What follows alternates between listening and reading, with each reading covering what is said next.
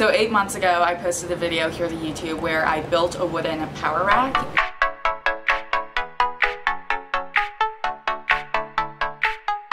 Or I guess it was a half rack. And you guys have been asking me how it's doing, so I thought I'd update you guys on how it's held up. But also, quarantine has lasted a lot longer than I anticipated. It is now December 31st, and it is very cold outside, so I've had to move my rack indoors. You guys have been asking me how my squat rack is doing. It is December 26th, and the answer is it's been doing great. However, this is what it looks like outside in Canada. And today will be the last day of outdoor workouts. So I thought I'd show you the little gym setup we ultimately have going on here at my house in my furnace. So the first step, we have disassembled, or I shall say my dad has disassembled the power rack, and we'll be putting it together.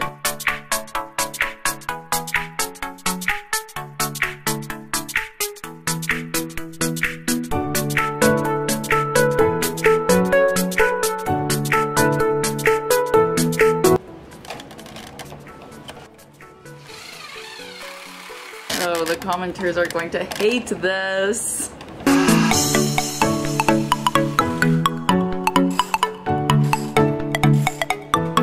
Okay, hi. As you can see, we've put together the rack. Why don't I come show you how it looks? So my dad decided to stain it ebony so it could contrast greatly in this environment because we really wanted to elevate the space with some dark contrast. In terms of signs of wear, it's doing great. It did lose a few inches off the top because this space is not very tall, but it's sturdy, I think. But in all seriousness, I haven't had a problem as of yet, and I've loaded maximum, I think 200 pounds on the squat, and bench has been like probably 140, and have not had a problem. So the plan now is, one, clean up this shit show. Yeah, kind of move this stuff over there and move that stuff over there and just make it a little cleaner. And then we got these mats, which is actually a funny story because we completely miscalculated the amount of mat we would need. So we bought these off Facebook Marketplace. Cue that footage. So today we're on our way to pick up mats for the floor because the room we're moving the squat rack into is tile and we don't want to crack any of the tiles. So I was looking for mirrors, but I'm not finding any as dirt cheap as I want them in the size that I want. So I'll keep you posted on the mirrors, but we're getting mats and then we're gonna assemble everything. Anything to add? Price and size of the mats. Oh, good. You're good at this. Wow, made to be a YouTuber. Our squat rack is like 4 feet by 6.5 feet, and the mats we're getting are 3 feet by 4 feet.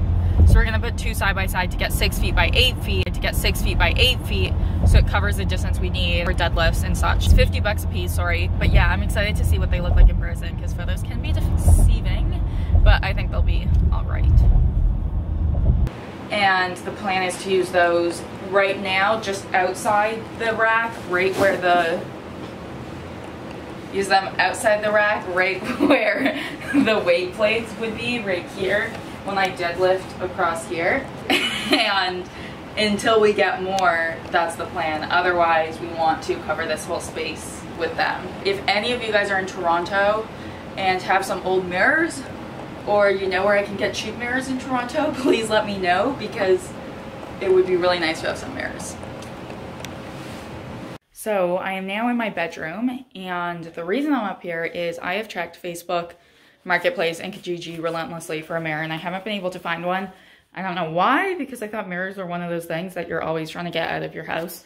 But I do have this mirror that's on the back of my door in my bedroom that I don't really use that often. So the plan is to dismount it from this door and bring it downstairs, and we'll see. It's not super big, but I think it'll get the job done.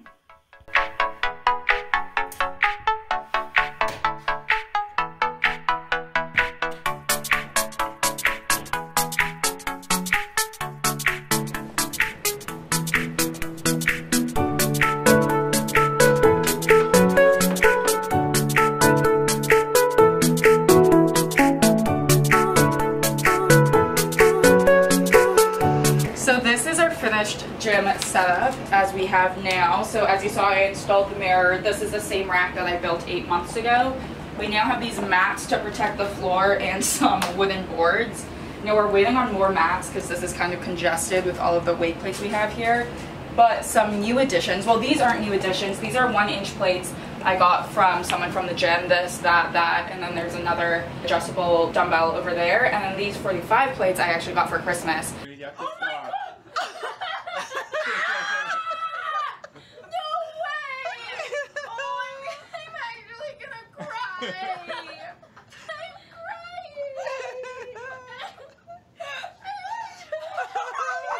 Be careful!